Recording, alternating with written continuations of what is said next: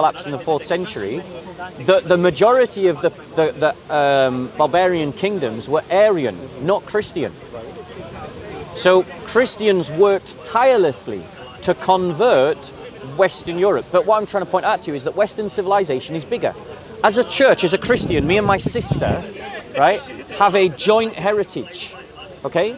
I have my heritage that's connected to Europe. My sister has a heritage that will go back to somewhere else. I don't know, Africa, yeah? We've got a heritage, but what the church does is it confederates African culture within the church with European Christian culture within the church and brings them together in a tapestry. And yet there's still tribalism within the church. Sadly, there is denominationalism within the church, yes. And it's scandalous. I want to say that. Like, it's not something I agree with, it's something I denounce, it's something I stand against. But what I'm trying to point out to you, bro, is that you have no sense of yourself. Like most Europeans, you have no sense of yourself. Because the liberal progressives have robbed you of your heritage. They've robbed you of your culture. They've robbed you of your civilization. But the only way that you can reclaim it is to reclaim your Christian heritage. But there's still this fundamental question that I have with regards to, there's just a contradiction there in the idea that before Christ there was no Christianity. Yeah. And so to some degree there was a redefinition of, let's even call it at the level of reality, there was a redefinition. Yes, that's a really good way to put it. Then why do you not agree that the progressive liberal narrative that started with the Enlightenment did exactly the same thing? So, no, I'm not saying it didn't. The liberal Enlightenment is an attempt to redefine Western civilization. So then why do you think these two events differ in their fundamental characteristics? Because so one is the cosmological significance. Firstly, when Christ becomes incarnate, he redefines what it is to be human. Okay. But the thing is, he isn't something that just materializes out of history, out of nowhere. It's Christ. The Christ event is rooted in Judaism. There is prophecy after prophecy after prophecy, over 300 prophecies that were hundreds of years before Jesus, that all point to Jesus, that point to his life, the circumstances of his birth, the kind of life that he would live, the way that he would die. And they were written hundreds of years before he was born. And Christ fulfills them.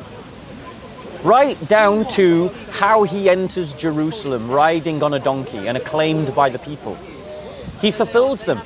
So hold on, if we go into that for a second. So bear in mind I'm not necessarily a progressive, but I am trying to understand what you're saying in terms of things.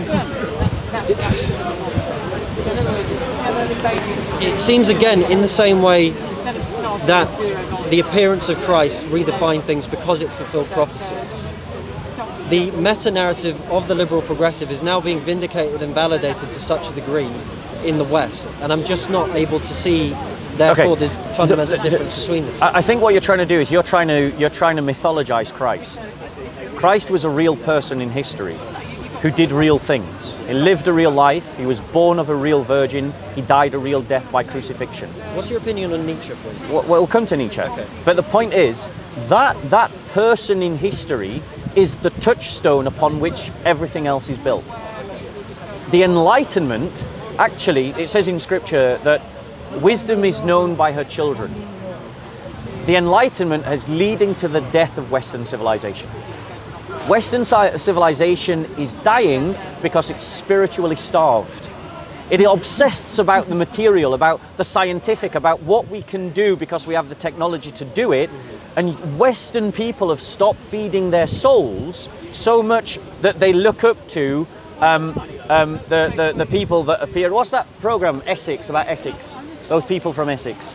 Only Way is Essex. They look up to those. I'm glad I don't know the name of that program. Yeah. They look up to the. Sorry for the slap down. Sorry for the slap. I'm joking. Yeah. But the point is, in the West we glorify these celebrities.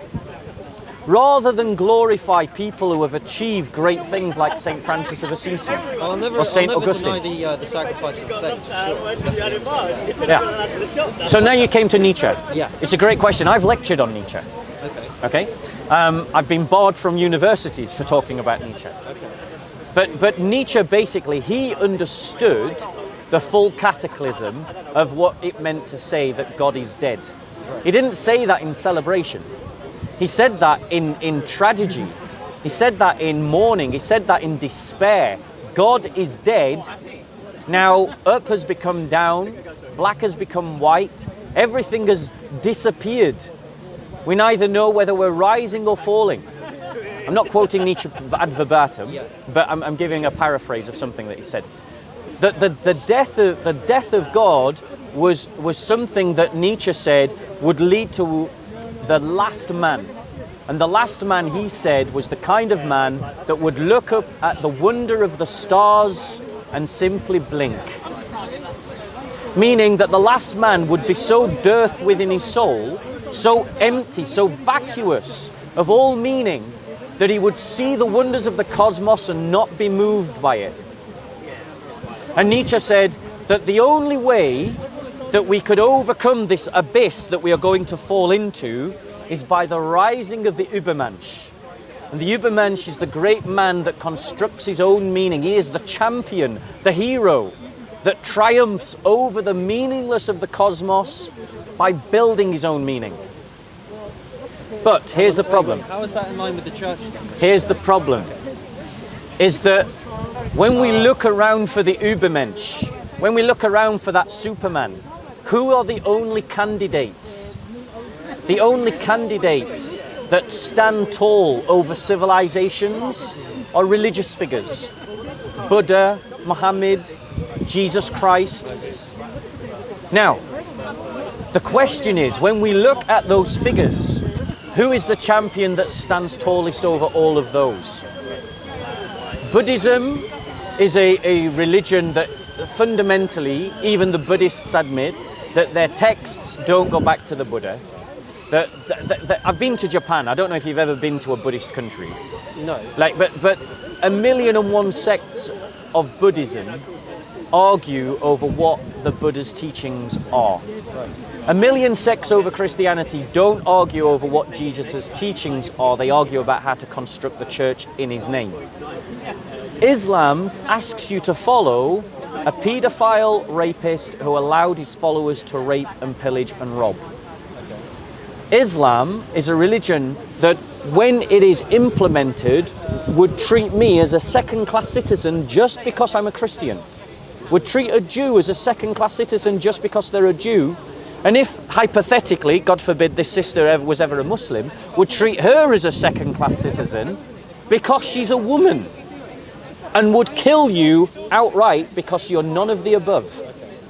But there's still this kind of, I don't know if metaphysical is the right word, but there's basically this leap, I don't want to get too complicated. There's basically this seeming leap of faith from, I guess, where my position is, to jump to and accept wholly the principles, I suppose, that guided the prophecies of Judaism that you have to enter into before you become a Christian and accept that Christ was the Messiah. Does that make sense? What do you mean by the properties of Judaism? The prophecies. The prophecies of Judaism. Well, I mean, the prophecies of Judaism are simply a test. You look at the prophecies, then you look at the life of Jesus. I mean, we could do one right now if you wanted. Sure. Yeah? Okay. So let's get out. My point to you is that if these prophecies are true, then you have a evidence to the truth of the Christian faith. But I just want to finish my thought on my last point. Because Jesus Christ calls us to live the kind of life that establishes the full beauty of the human soul.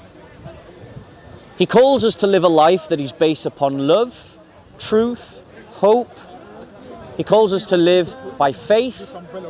When we live by these axioms, it draws out of the human being all that is best about his nature, all that is the image of God within his nature is drawn out when we live by these axioms. So we live the best kind of life. So Nietzsche was looking for an Übermensch. And I'm saying to you that the Übermensch that Nietzsche was looking for was Jesus Christ. Then why did he not find it in Jesus Christ? Because all he could see was the weakness of the church. That's all he could see. He was disgusted, as I am disgusted, by the cultural civility and passionless and empty, vacuous ritual of Christendom. That's what he was horrified by. He was not horrified by Jesus Christ. I don't believe he ever really considered Jesus Christ. But let's come to one of these prophecies. Okay? In Isaiah 53, okay, we have a description of our Lord Jesus Christ. Okay? So it's quite a long passage. Yeah? So stop me as we need to, and I'll interject as I need to. So in Isaiah 53, now, do you know when Isaiah 53 was written? No. It was written approximately, if I get my memory correct, 600 years before Jesus' birth. Okay. This is what it says. Who has believed our message? Who has believed our message, and to whom has the arm of the Lord been revealed? For he grew up before him like a tender shoot and like a root out of parched ground. He has no stately form or majesty that we should look upon him, nor appearance that we should be attracted to him. He was despised and forsaken of men, a man of sorrows and acquainted with grief. And like one with whom men hide their face, he was despised, and we did not esteem him. Surely our griefs he himself bore, and our sorrows he carried, yet we ourselves esteemed him stricken, smitten of God, and afflicted. But he was pierced through for our transgressions, he was crushed for our iniquities. The chastening of our well-being fell upon him, and by his scourging we are healed. All of us like sheep have gone astray, each of us has turned to his own way, but the Lord has caused the iniquity of us all to fall on him. Now let's just pause a minute. When you look, bear in mind that this was written 600 years before Jesus Christ.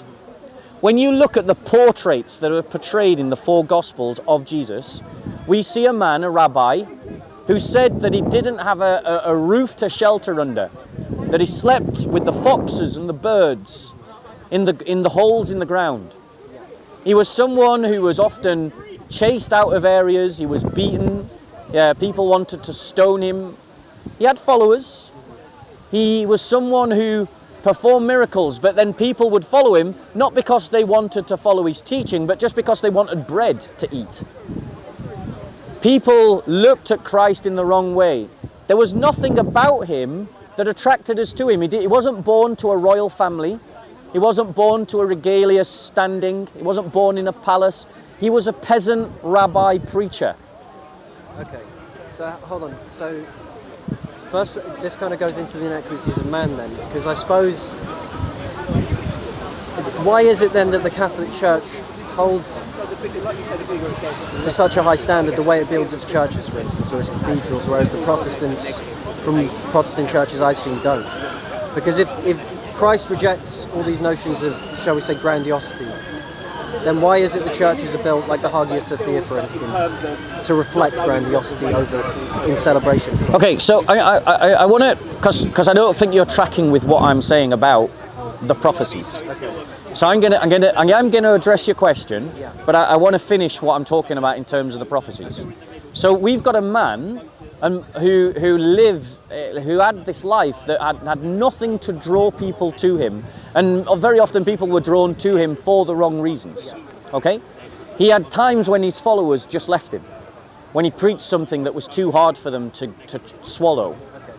And then at the end of his life, he was scourged and whipped and beaten because of false accusations that were made against him, and he was crucified on a tree. Now in Jewish custom, in Jewish law, their understanding was that if you were hung on a tree, you were accursed of God. Now bearing in mind, what did the prophecy say?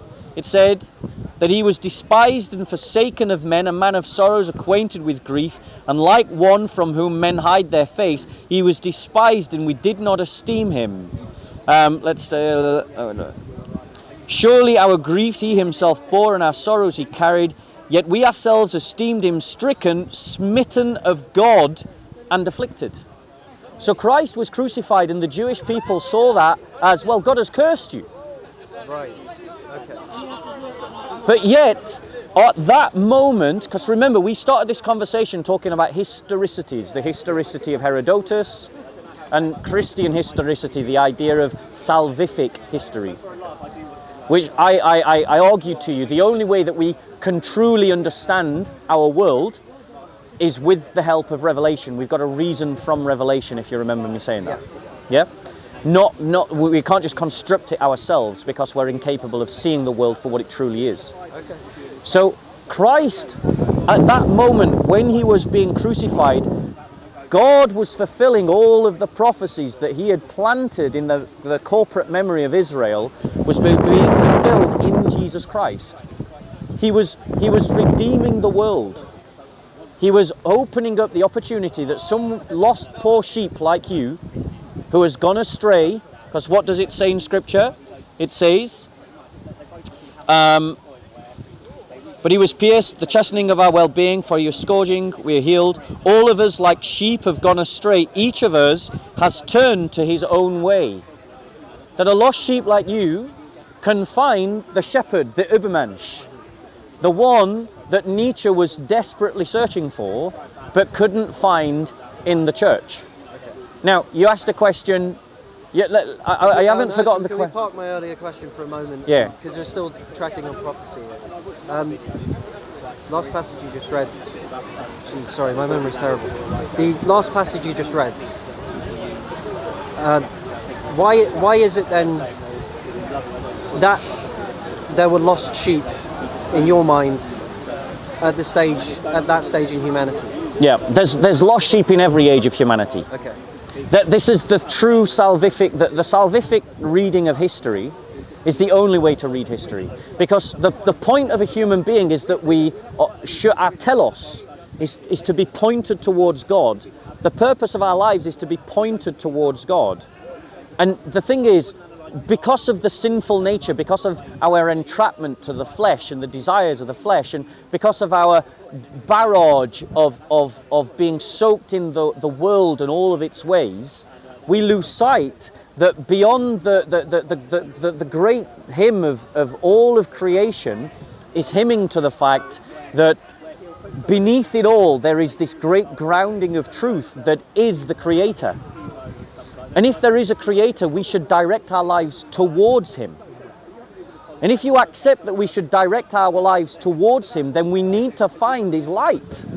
We need to find that point of reference by which we can coordinate ourselves in his direction. So the lost sheep is in every age, but Jesus is that light. He is the one that we can find truth in, that we can find God through. Yeah, I think at that point we can come back to the question about why is it necessary, I suppose, to preserve the image of Christ, shall we say, the humblest amongst the humble, through the most grandiose structures, statues, churches, even the early monks that you talked about. They meticulously painted in calligraphy and I would assume in Latin everything to preserve, well, the tale of Christ among other artifacts in Western civilization. So again, I would point out that Christianity in the church is bigger than Western civilization. So Okay. when you say monks meticulously copied in Latin, well, that's true in the West, but it's not true in the East. They did it in Greek. It's not true in Egypt. They did it in Coptic. It's not true in Ethiopia. They did it in Ethiopic. And it's not true in Syria. They did it in Syriac, Aramaic. It's not true in Slavonic lands where they did it in Slavonic. So what I'm saying is, never ever associate, never think, when someone becomes a Christian, they enter into a bigger paradigm than Western civilization. That's what I'm inviting you to. I'm inviting you to, at one and the same time, claim your heritage as a Western European, but embrace a heritage that is global. And that's what every Ethiopian does. They claim their heritage as an Ethiopian, but they claim a heritage that is global. You know? But in terms of why do we do grandiose buildings? It's a very simple thing. We as Christians, we believe that we are to give our best to God in everything. So we always give our best to God. That is, so I give my best effort in trying to speak to people about my faith.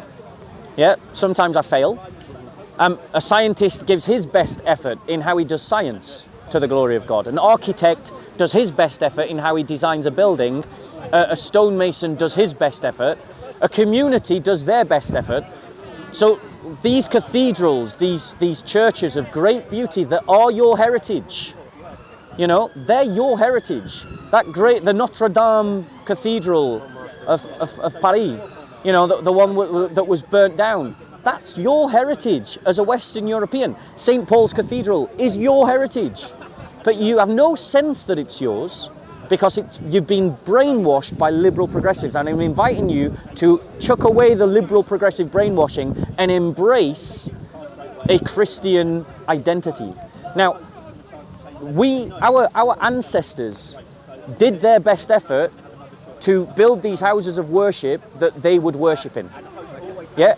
Bearing in mind, these churches were built to house hundreds of people, sometimes thousands of people. It's the collective effort, basically, of entire generations of people. They're still building the Sagrada Familia in Barcelona. They're building it by people that go and visit it. Every 12 euros is a brick. So you pay 12 euros or 20 euros to get in or whatever it is, and that pays for one brick. So the point is, it's a collective effort. And what's wrong with people glorifying the ultimate truth with their best efforts? Why does it need to be material, though? Well, it doesn't. It's not. It's not just material. The greatest glory of God is a beautiful soul. That's the glory of God, is a beautiful soul. Then why does it keep coming back to they still build these grandiose structures out? Because a beautiful soul is diligent. A beautiful soul is precise. A beautiful soul is disciplined. A beautiful soul is elegant. A beautiful soul is sophisticated. A beautiful soul is cultured. And a beautiful soul will express all of those things in everything that it does. So when it comes to building buildings, it's expressed in that. But it's also expressed in the artwork. It's also expressed in the politics. There is a reason why the kind of the values of the values of the restriction on the kings, for instance, that happened in the Magna Carta, yeah, that was negotiated between the lords, the king via the church. There's a reason why kings had their powers restricted in Christian politics, because there was a separation of powers between the church and the state, and the church limited the powers of the state. And that goes right back to classical times when, I forget which church father it was, excommunicated a Roman emperor for killing an entire city. And he excommunicated him. Sorry? I think it was, yeah, St. Ambrose. Yeah, I think you're right. St. Ambrose excommunicated the emperor of Rome because he killed an entire city. And he said, until you do penance for your sin, you can't receive the communion. Your soul is in danger. So Christians limited the power of the state long before modern democracies. Islam, by contrast, has the caliph as all powerful. He's a tyrant. He's a dictator. So the thing is, bro, what I'm saying to you is that a beautiful soul expresses itself beautifully, and that means that however we do that, whether it's in our politics, in our charities, in our artwork, in our science, in our philosophy, in our literature, or in the way we build a building, the Christian, one of the traits of being a Christian is the esteeming of beauty and the cultivation of beauty. Now, what's wrong with that? Yeah, what it seems to me is you're borrowing from this classical critique, Marxist critique of, well, if you Christians really care about the poor, why is it you build these cathedrals with gold? It's utter rubbish. We Christians do more to help the poor than any other group. The communists have brought people into poverty through their ideology. understand what you mean. Yeah. So we Christians have a long heritage of helping the poor. We got nothing. I'm not embarrassed at all by our cathedrals because we do more to help the poor than anyone else. The Catholic Church alone is the single largest charity working amongst the poor as a single group, as a single institution. And that's just a fact. It's an uncomfortable fact for you, but it's a fact. Name me an organisation that does more. Name me an organisation that's bigger. Put me out there, and especially because I need a tissue and a cup of tea. Okay, fair enough. Bro, it's been really lovely speaking with you. Yeah. I want to encourage you with something, right? I'm going to give you a gift. Have you got a New Testament? Is that in the King James translation? No, I'm not. No, it's not in the King James translation. Have you got a New Testament? No. Right. That is a New Testament. Right? This book, Have you got plastic? Oh, wait. this book is part of your heritage. This book is part of your culture. This book has been the source and the inspiration of what it has meant to be European for over 1,000 years. And liberal progressives have stolen that from you. Reclaim it. Reclaim it with gusto, reclaim it with pride, and look into who the person of Jesus is. Because he is the Übermensch that Nietzsche was looking for. He was the answer to Nietzsche's riddle. And that's who you need to follow. And I hope one day you'll come back to me and you'll say, I've started on my journey to being a Christian. I've started being a disciple of Jesus Christ. All right, enjoy your cup of tea, enjoy your book. Yep, take care. God bless.